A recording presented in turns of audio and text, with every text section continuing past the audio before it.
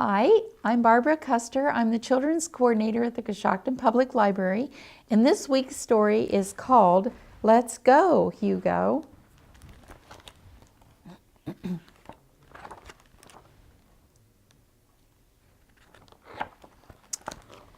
Hugo was a little bit different. He preferred walking to flying.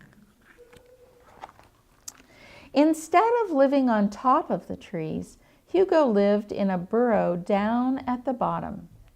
Instead of building nests, Hugo built works of art. Hugo was content living on the ground. One day Hugo was finishing his latest masterpiece when he heard a voice. "Hey, I know that building," said a little bird. "Really?" Hugo was overjoyed. "Yep," she said, "you can see it from up here. It's the Eiffel Tower. We can fly there." Oh, Hugo realized it was too far to walk. "My name's Lulu," said the little bird. "Come on, I'll take you." "I'm Hugo," he said, and then fell silent. Lulu tilted her head and smiled. "Well, let's go, Hugo. I have to show you the park before we go," Hugo said. Lulu thought that was a splendid idea. Relieved, Hugo led the way. First, they ate popcorn. After they finished eating, Lulu said, "Ready? Are you ready? Let's go, Hugo." "You can't fly on a full stomach," Hugo replied. "We'll have to wait an hour." Lulu agreed, and they played in the fountain instead. After a little while, Lulu said again, "Let's go, Hugo." But Hugo replied, "We can't fly now. Our feathers have to dry first."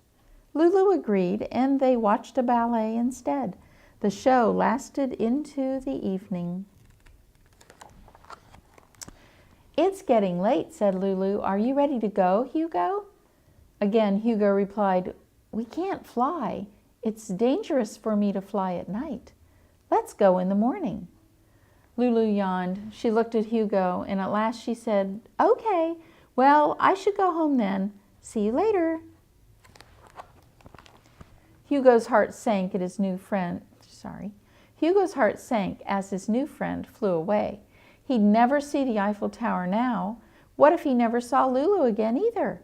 He tried to run after her, but she was already high in the sky. It was hopeless. "What's the matter, little one?"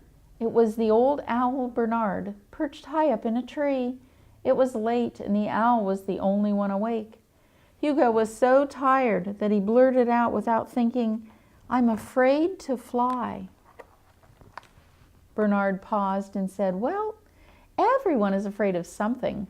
I was afraid of the dark, but then I realized all the wonderful things I was missing, like the moon and the stars. If you want, I'll help you practice." Hugo looked down at the ground. He looked up at the owl. It took all of his courage, but at last Hugo said, "Yes, please." They practiced flying the rest of the night. There were many ups and many more downs. When Hugo finally flew to the top of the tree, the owl said, "Look at you go, Hugo. Good job. Tomorrow we'll practice more, but now it's my bedtime." As the sun came up, Hugo was still high in the tree. "Are you ready?" asked Lulu, landing near him. Hugo looked from Lulu to the ground, far, far below. "Not really," he said. "I'm a little scared." Lulu smiled. "It'll be another adventure we can do together," she said. "Except this time, instead of exploring the park, we'll explore the sky." "Oh," Hugo hesitated. "I never thought of it like that." Lulu stuck out her wing. Hugo took a tiny step away from the tree, then another and another, until... "Let's go, Hugo," Lulu sang. Hugo took a deep breath and grabbed on. Off they flew. The Eiffel Tower was more beautiful than Hugo had ever imagined. So beautiful, he forgot to be afraid.